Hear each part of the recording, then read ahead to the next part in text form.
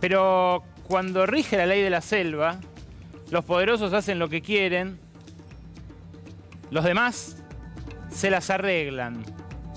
Le preguntaron a Javier Milei por los jubilados, después de que se conoció la semana pasada el miserable aumento que marca la ley de movilidad para ellos y el bono, también miserable, que los va a dejar en 1/3 de la canasta básica para no ser pobre. ¿Qué dijo el presidente? Escuchalo.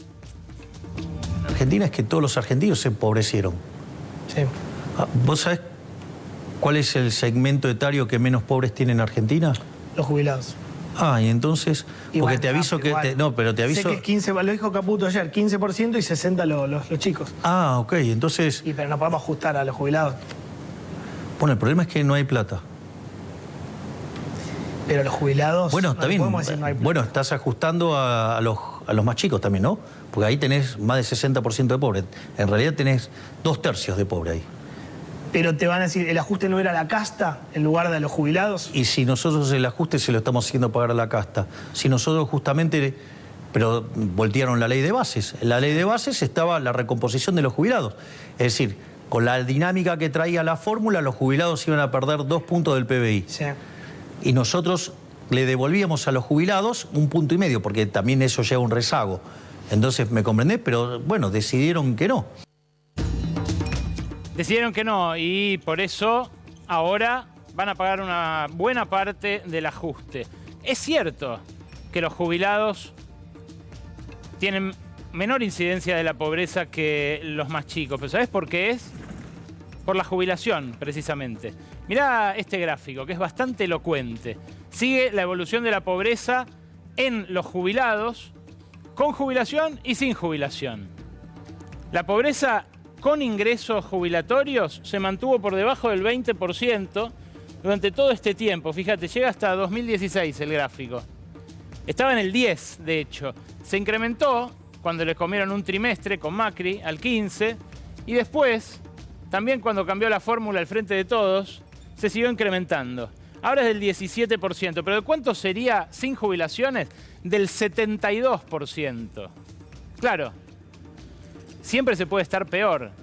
Dice Milei, bueno, a ellos es mejor ajustarlos que a los más chicos. De vuelta, es fuerte, ¿eh? Ver a un presidente decirlo con esta crudeza. Hay que reconocerle coherencia porque lo decía en campaña, pero lo notable es que a los chicos también los están ajustando. Hoy se conoció la noticia del desfinanciamiento total y, diría yo, definitivo del Fondo de Infraestructura Sociourbana. El fondo sobre el cual estuvimos discutiendo mucho la semana pasada porque hubo denuncias de 2 diarios sin mayor fundamento. De hecho, fueron desmentidas por Sebastián Pareja, el hombre que ahora maneja esa secretaría. Denuncias contra el manejo bajo el anterior gobierno de esos fondos. Hoy los curas villeros, los curas de Opción por los Pobres, dijeron lo suyo frente al desfinanciamiento de este fondo. ¿Qué fue lo que pasó? El fondo tenía el 30% del 30% de lo recaudado por el impuesto país. Y claro, el impuesto país ahora empieza a recaudar a lo loco. Desde enero empezó a recaudar a lo loco. ¿Por qué? Porque le empezaron a aplicar el impuesto país a todas las importaciones. Uno podía decir, una buena es que le va a llegar a esos que dice Milei hay que priorizar en la asistencia social, les va a llegar dinero. ¿Para qué? Para hacer lo que viene haciendo este fondo. Piezas adicionales en las casas de las 6 millones de personas que viven en las villas, 6 millones de personas, y recursos comunes para esos barrios donde la mayoría son niños. Bueno, a ellos también les llegó la motosierra en el boletín oficial de hoy. Pero vos me dirás, quizás es para un sector de los niños. No, es también para los niños cuyos padres tienen salarios en blanco. Porque hoy bajaron a la mitad el límite para percibir salario familiar. Y fue otra de las noticias del boletín oficial de este lunes.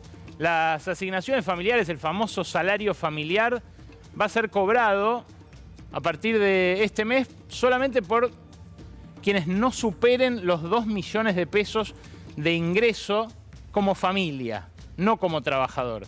Acá hay que hacer una salvedad, y es que ya venía siendo perforada la universalidad del salario familiar bajo las administraciones peronistas.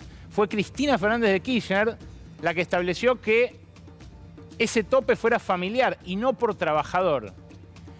Y también fue durante el gobierno peronista, en este caso este último, que el salario familiar dejó de actualizarse en la medida en la que se actualizó, por ejemplo, la asignación por hijo, redireccionando recursos hacia los hijos de los sectores más vulnerables. Es loable si uno lo piensa así, pero también lo que se está haciendo es redistribuir entre pobres o entre trabajadores que están al borde de la pobreza para darle a otros que ya cayeron en ella. Lo que sí vemos es que cayó la motosierra sobre los jubilados con el anuncio de que las jubilaciones solamente se van a actualizar 27% para un trimestre que va a tener inflación del 65-70%, pero cayó también sobre los pibes de las villas y cayó a la vez sobre el salario familiar. Ocurre algo por primera vez en la historia argentina que es digno de subrayarse. Por primera vez en enero hubo superávit financiero. Esto lo subrayó mucho el gobierno. Por primera vez en 12 años, lo que entró alcanzó para lo que gastó el Estado y también para los intereses de la deuda. Y todavía sobró un poco de plata. Eso es el superávit financiero. Ahora, lo que pasó por primera vez, no en 12 años, sino en la historia, es que en enero el Estado Nacional gastó más plata. Escuchá, gastó más plata en intereses de la deuda que en jubilaciones. Esto es la primera vez que pasa. No pasó nunca. Nunca en la historia. Lo muestra este gráfico del Mirador de la actualidad del trabajo y la economía, que marca justamente en blanco el dinero de las jubilaciones. Acá está graficado desde 2016 también, como porcentaje del PBI. Y abajo el dinero en intereses de la deuda. Fíjate cómo esta trayectoria inicialmente muy ascendente, que marca hasta 2019, en todo el gobierno de Macri. Cómo esto se va reduciendo, ¿no? Como si fueran a tocarse las líneas. No se llegan a tocar. ¿Por qué? Porque cae el dinero destinado a intereses de la deuda, después renegociación mediante, parate de los pagos durante la pandemia mediante también, pero lo de las jubilaciones se mantiene ahí. ¿Qué pasa? Durante el último año y medio empieza a aumentar, pero el desplome de este último periodo hizo que por primera vez se crucen las líneas. Y estamos, repito, ante un hecho inédito. Esto no pasó ni siquiera en 2001. Esto no pasó ni siquiera en el 2001, en el cual les recortaron el 13% a los jubilados. ¿Te acordás? Bueno, aún en esas circunstancias era menos lo que se destinaba al pago de intereses que a eso. Claro, hay un montón de ecos de 2001 que vuelven. Por supuesto no estoy, y me lo aclaro antes que nada, no estoy con esto haciendo ningún vaticinio respecto del destino de este gobierno, ni de cómo puede terminar, muchísimo menos de represiones sangrientas. No estoy hablando ni mucho menos deseando eso. Ahora, lo que hay es una sensación de hartazgo y de polvorín a punto de explotar que emerge en determinadas postales, momentos. Momentos como el que vivió Federico Sturzenegger este fin de semana en la cancha de Gimnasia de Esgrima de La Plata. Fíjense, no hubo violencia física, sí hubo un momento de tensión innegablemente, pero Sturzenegger, repudiado por un estadio completo, se tuvo que refugiar en los palcos. Míralo.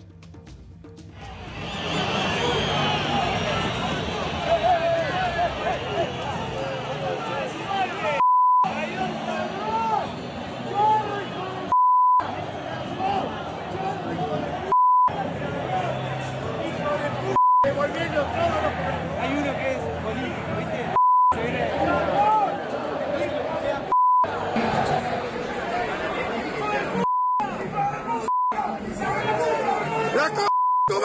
Sturzenegger! ¡Hijo de p***! ¡Ladrón, hijo de p***!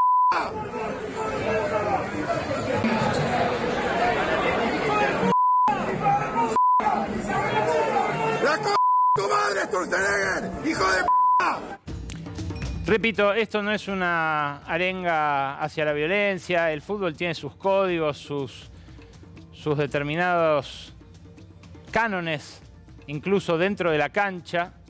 Ahora, que todo un estadio, porque esto que vieron ustedes pasó en la platea, se expandió hacia la popular, todo el estadio terminó cantando, y Sturzenegger, que se para desafiante, mirando y sonriéndoles a los que lo increpan, sí, es recordado, porque es el Sturzenegger del 2001, es el Sturzenegger de los 90 y es el Sturzenegger que ahora, sin que nadie lo haya votado, redactó la ley de bases, como la llama el gobierno, la ley Ómnibus, y el decreto de necesidad y urgencia que de la noche a la mañana desreguló un montón de mercados.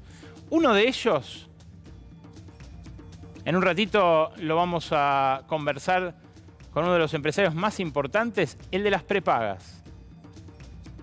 En vivo acá, en instantes, Claudio Velocopit, dueño de Swiss Medical y uno de los empresarios más importantes de la Argentina, diría yo. Responde a todo, ¿eh? Responde al precio de las prepagas, a la desregulación, por qué apareció un conflicto nuevamente la semana pasada y qué va a pasar con las cuotas de acá en adelante. Pero también qué piensa de Milei. En un ratito Claudio Velocopit conversa con nosotros acá en exclusiva. Decía, estos momentos, como el que vivió Sturzenegger, son muy infrecuentes. No es lo mismo que esa comunión que aparecía cuando le cantaban a Mauricio Macri en las canchas, en su ausencia. Acá algo unió a toda esa gente. Una memoria colectiva, histórica.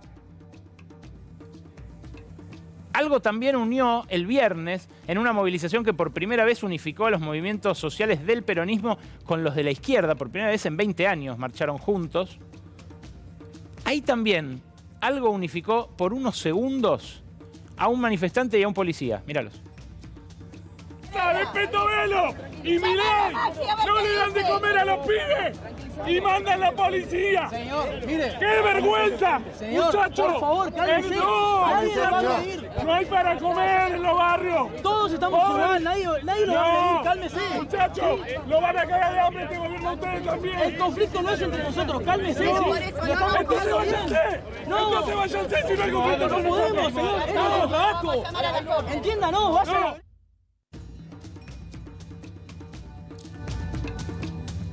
Estamos todos igual, el conflicto no es con ustedes, le dice el policía, que seguramente pasa las mismas penurias económicas que el que está del otro lado de la valla, y encima lo mandan a reprimir con un encarnizamiento que hacía tiempo que no veíamos.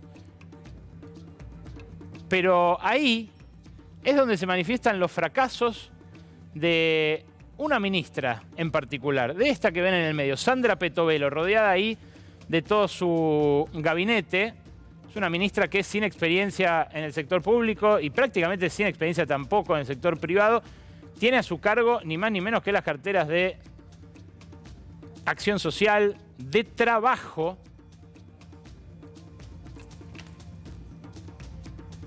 y de salud. Allí la ven mostrando una imagen que en su equipo me parece no es tan armoniosa por estas horas. Viene de varios tropezones, viene de enhebrar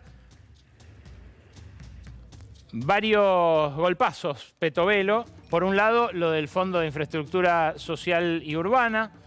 Por otro lado, lo de dejar de darle alimentos a los comedores, cosa que le reclamaron el viernes. Por otro lado, no haber dictado la conciliación obligatoria en el paro de trenes de la semana pasada. Yo entrevisté a Omar Maturano y tenía, la verdad, unas ganas de no parar la fraternidad. No le dictaron la conciliación obligatoria al final. Después, como hace habitualmente este gobierno, lo disfrazaron de virtud. Dijeron, no, es para no gastárnoslas para marzo. Pero lo concreto es que decenas de miles de pasajeros se quedaron sin poder viajar, la pasaron pésimo. Y los maquinistas todavía no tienen respuesta a su reclamo salarial. Obviamente, los maquinistas desconcertados lo que decidieron hacer es volver a parar, y lo van a hacer seguramente en 1 o 2 semanas. Claro, hay un Estado que viene de defraudar fuerte, y por eso la elección de Javier Milei, pero que ahora empezó a, directamente en algunos casos, desaparecer de la escena. Desaparecer de la escena. Y la pregunta es, ¿qué siente la gente frente a ese paso al costado, frente a esa desaparición? Hay una encuestadora, un centro de estudios que se llama Sentimientos Públicos, que nosotros seguimos mucho el año pasado a la hora de sopesar y decodificar las encuestas. Nos ayudó mucho porque, por ejemplo, en aquel momento preguntaban a miles de personas a través de internet, pero con largos cuestionarios respecto de diversos temas, le preguntaban qué pensaban y qué sentían del Estado, su experiencia frente al Estado. Y esto, bueno, en parte anticipó ese puñetazo al escritorio que fue la victoria de Javier Milei. Ahora, fíjate vos, respecto de quién paga la crisis, lo que contesta la gente en esta nueva encuesta de Sentimientos Públicos. 3 preguntas destaco de las varias que hicieron en este estudio. Primero, ¿es necesaria una reforma laboral que dé más flexibilidad a las empresas? Fíjate, abrumadoramente son más las respuestas positivas que las negativas. Las empresas no son vistas aquí como un factor de lobby o corporativo, y en cambio sí está muy difundida la idea de que así como están las relaciones laborales no van más. Claro, hay 2 en negro o en condiciones precarias por cada uno en blanco en el sector privado. Y esto, obviamente, pesa. En esos barrios populares de los que te hablé al principio, hace 20 años, un amigo mío que vive en uno de ellos preguntaba en su asamblea, ¿alguien tuvo alguna vez un empleo en blanco? 2 o 3 tímidamente levantaban la mano, todos los demás no lo habían tenido. Eran los hijos de los años 90. Ahora la pregunta es otra. Y mi amigo la sigue haciendo. ¿Alguien de ustedes conoce a alguien que haya tenido un empleo en blanco? Levantan un par la mano nada más. La segunda pregunta es sobre la dolarización. Y es muy interesante ver el resultado porque son muchos más los que le temen, los que responden que no están de acuerdo con que la única salida a la crisis económica permanente de Argentina sea la dolarización. Muchos más los que dicen que no, que están muy en desacuerdo o en desacuerdo, que los que dicen estar de acuerdo con esto. El neto da menos 17. Si había una balanza muy inclinada hacia la reforma laboral en la primera pregunta, en esta segunda lo que se ve es todo lo contrario. Y fíjate la tercera, que remite a otro factor de poder de la Argentina, que son las entidades ruralistas, los patrones del campo, los dueños de la agroexportación. Dicen, el campo es un sector privilegiado que debe contribuir a través de retenciones. ¿Hay acuerdo, diría yo, muy mayoritario en que esto tiene que ser así? Lo cual podría hacer reflexionar no solamente al presidente, sino también a los gobernadores, que se pusieron tan intransigentes con las retenciones y que ahora no pueden ser menos intransigentes defendiendo el boleto de sus comprovincianos, defendiendo la salud pública, la educación a través del Fondo de Incentivo Docente, por ejemplo. Tiene lecciones para todos lados este estudio, francamente. Y aparece un corte generacional súper interesante, que a mí, la verdad, me obsesiona. ¿Cuán distinto a nosotros piensan nuestros hijos? ¿Cuán distinto a nuestros padres pensamos nosotros? Hizo esta consultora de Hernán Banoli un par de preguntas, las mismas, a millennials y a centennials. Los millennials son los que tienen hasta mi edad, digamos, ¿no? De 30 a 40 y pico. Y cambia mucho las respuestas, ¿eh? Cambian mucho. Fíjate, la primera pregunta, ¿el sindicalismo es uno de los principales problemas del país? Es una afirmación.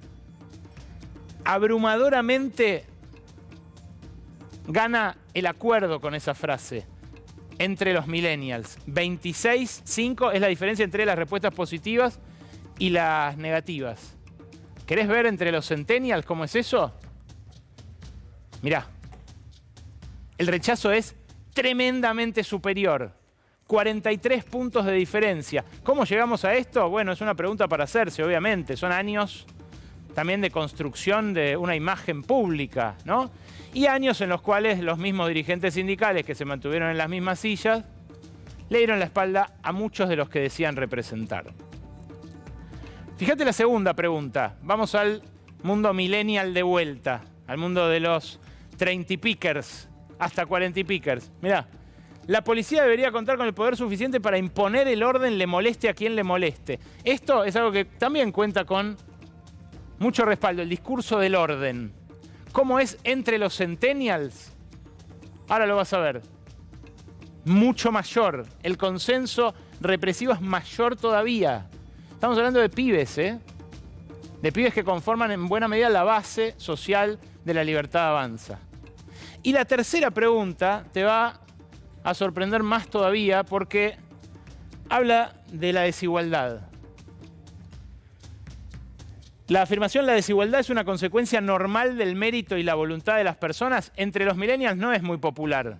Está dividida la cuestión, pero no es muy popular. La desigualdad todavía está vista como un disvalor.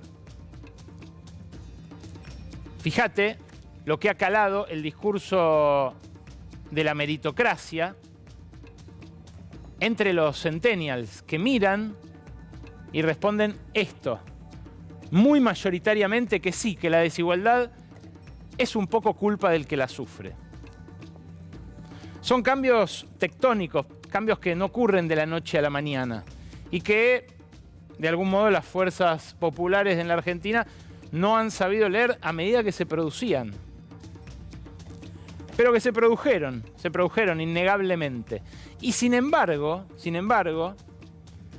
este momento de la disputa por el excedente, este momento de la lucha de clases, en el cual concretamente hubo un arranque a toda orquesta, ¿no? Una devaluación que generó una brutal transferencia de ingresos de los que vivimos de un ingreso fijo hacia los dueños de la Argentina. Después habrá sintonías finas, redistribuciones, pero esa transferencia tiene otra vez como protagonistas a los sindicatos.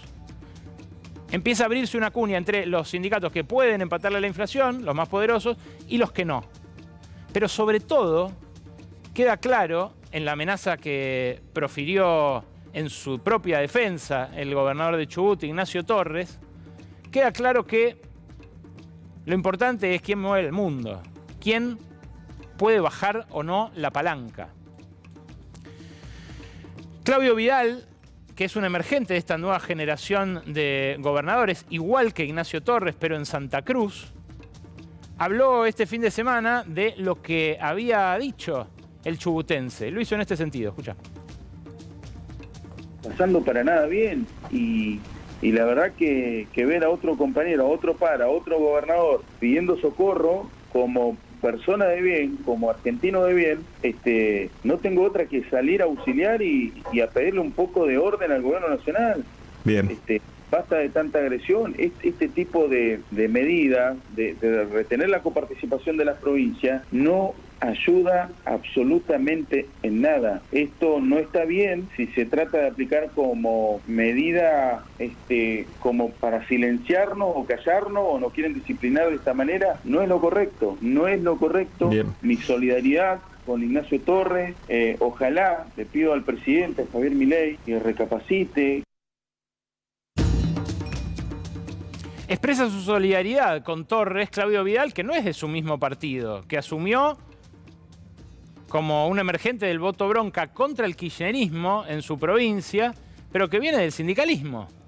Lo contrario a un Torres que viene del PRO, tiene 34 años, es una figura joven, es cercano a Mauricio Macri. Bueno, Vidal dijo una palabra clave, solidaridad.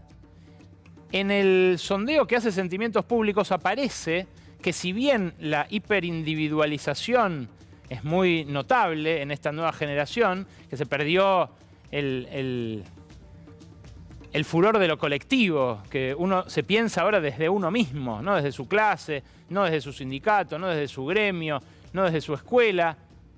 Bueno, ese anticorporativismo es en contra de los sindicatos, es en contra de las entidades ruralistas también, pero rescata la solidaridad como valor. No está muerto el país de la gauchada, diría mi viejo. Y también destacan ambas generaciones el valor de la soberanía nacional. Por eso el repudio a la dolarización. Por eso el interés porque determinados cánones de la defensa del interés nacional se mantengan.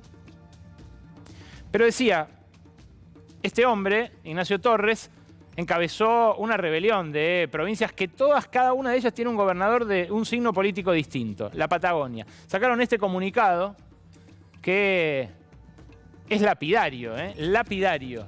Las Provincias Unidas del Sur se titula, dice, son preexistentes a la nación, merecen respeto.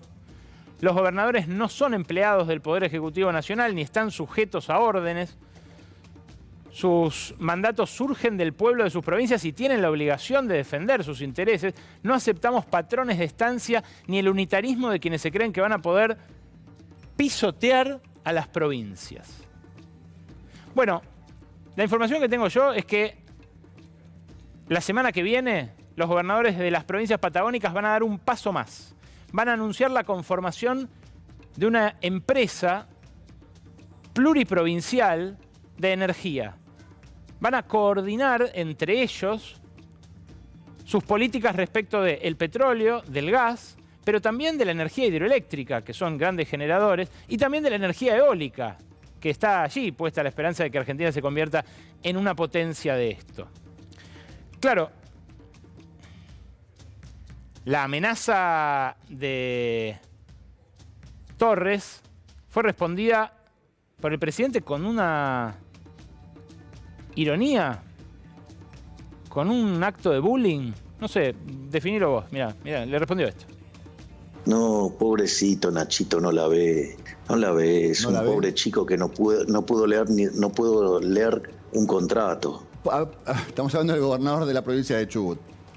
¿Por qué dice que no la ve? Pero es de una precariedad intelectual muy grande.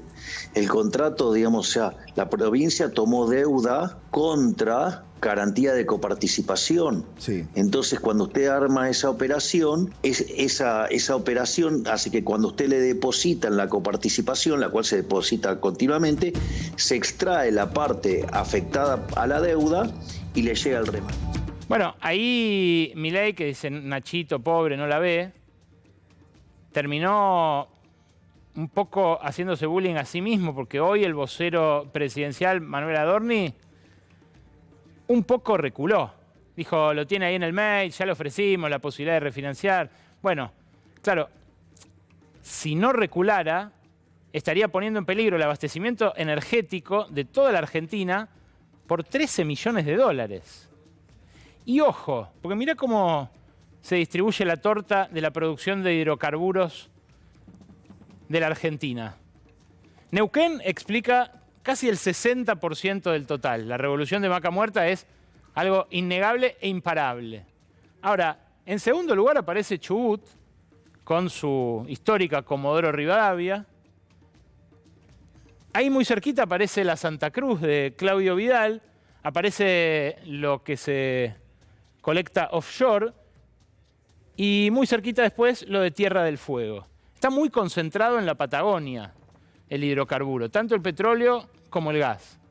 Con lo cual sí, puede proferir amenazas, puede decir que lo va a meter preso al gobernador, el presidente, pero lo que más le conviene es que la sangre no llegue al río. Esta mañana se conoció además el recorte de los fondos para la provincia de Buenos Aires. Y el gobernador Kicillof respondió esto. Decía que es una situación de gravedad inédita porque estamos ante un presidente que ha decidido configurar un Estado que deserta y abandona sus obligaciones más elementales y que no solo somete al pueblo a un ajuste salvaje, sino que se roba los recursos de las provincias. Hoy salió publicado, el presidente firmó...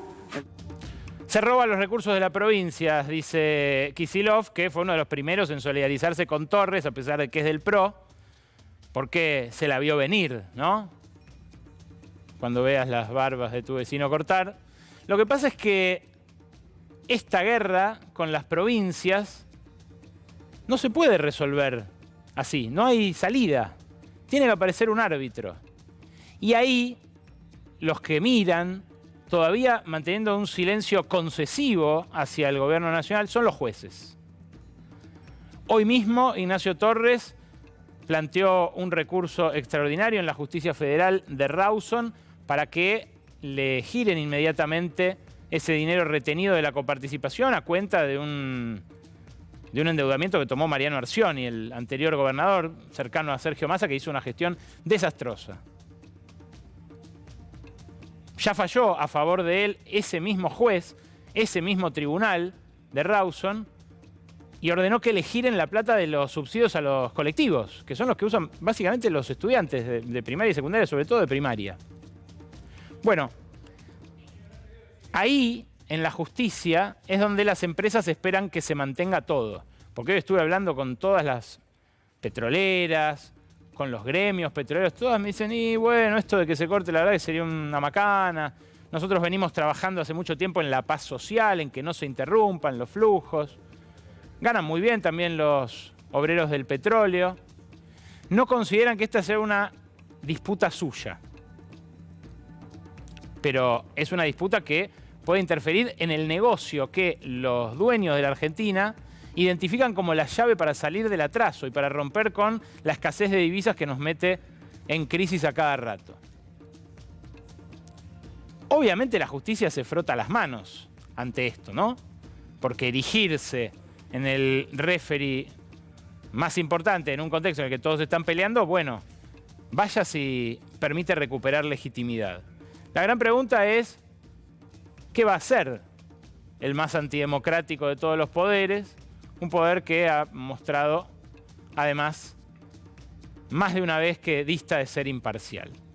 Javier Milei, por último, estuvo este fin de semana en una convención conservadora donde volvió a sobreideologizar su figura como presidente, menos de 70 días de iniciado su mandato, y donde se mostró casi como un fan con Donald Trump, quien aspira a volver a la presidencia.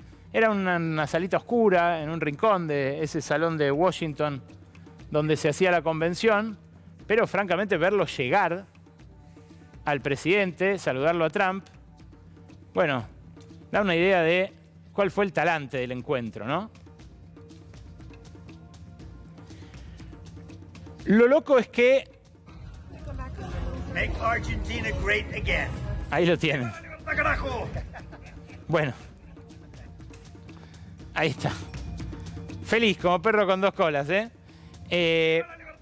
Lo loco, decía, es que el presidente, menos de 48 horas antes, había estado con Anthony Blinken, el secretario de Estado de los Estados Unidos, que vino acá en un gesto de apoyo también poco común y que pidió, por favor, que no nos metamos en la interna, que no nos metamos en la discusión entre republicanos y demócratas en Estados Unidos, algo para lo que además hay que tener espalda, ¿no? Para ir a incidir en la elección de los Estados Unidos. Bueno, con Blinken, ahí se lo ve, mucho más serio que con Donald Trump, donde parecía el presidente de un club de fans más que de un país. Y acá tienen la imagen de la convención demócrata, de la convención de los ultraconservadores estos, donde tampoco parece que estuvieran pendientes de la llegada de Milei. No pasó como en Davos, ¿eh? Ahí se ve el salón bastante vacío en la parte de la prensa, en la parte reservada para los asistentes. En fin, una situación que quizás no previó el presidente, hablar después de Trump, que se vacíe el salón. Claro, Estados Unidos es importante porque es el que manda en el Fondo Monetario. Estuvo también en la Argentina, la número 2 del Fondo Monetario, Guita Gopinath, la semana pasada. Se vio también con Javier Milei y esto es inédito. Mirá lo que escribió el Fondo Monetario después de esta reunión. Pidió básicamente que no se pasen de rosca con el ajuste. Escribió, dados los costos de estabilización a corto plazo, es esencial sostener esfuerzos para apoyar a los segmentos vulnerables de la población y preservar el valor real de la asistencia social y las pensiones, así como garantizar que la carga del ajuste no recaiga desproporcionadamente sobre las familias trabajadoras. Repito, hay que sostener esfuerzos para apoyar a los segmentos vulnerables de la población y preservar el valor real de la asistencia social, las pensiones y los salarios. Mirá este gráfico del salario mínimo vital y móvil y decime si está preservado su valor. Es un gráfico de largo plazo, ¿eh? Ahí tenés al principio de los años 90, que si 2015 fue 100, los 90 era la mitad de ese salario. Tenés el ascenso de los primeros años 2000, cuando se recuperó esta herramienta como piso salarial, llegó a 103. Pero después mirá el deterioro. Con Macri, 27% de deterioro, llegó a 73. Con Alberto Fernández, otro 8% de deterioro, llegó a 65. Con estos 70 días de Milei, ya está por debajo del valor que tenía en los años 90, cuando había perdido completamente su referencia como piso salarial para los laburantes que no tienen un básico convencional. Claro, la pregunta es, ¿va a rendir frutos este sacrificio? ¿Es como dice Milei, que dentro de algunos meses va a empezar a aflojar la situación? ¿Que va a ser este año nada más? No sé, el otro día Caputo dijo 1, 2, 3 años. Es muy confuso. Lo concreto es que si la confianza está puesta en que lleguen dólares de la cosecha, yo iría aflojando las expectativas. La semana pasada la Bolsa de Comercio de Rosario actualizó su previsión del valor bruto de producción de esta cosecha y lo que mostró es que obviamente va a ser mejor que la cosecha pasada, que apenas trajo 22.000 millones de dólares al país, pero fíjate, va a ser menor que cualquiera de las anteriores 10 cosechas. La ola de calor de este enero le costó al agro exportador pampeano 9.000 millones de dólares. Se esperaban 40.000 de ingreso en diciembre y ahora son 31.000 millones. ¿Esto por qué? Bueno, porque de soja en vez de 52 millones de toneladas va a haber 49, de maíz en vez de 59 va a haber 57, y contando la de girasol, la caída es esta. Si no hubo plata hasta ahora, ¿qué te parece que va a pasar en la segunda mitad del año? Quédate.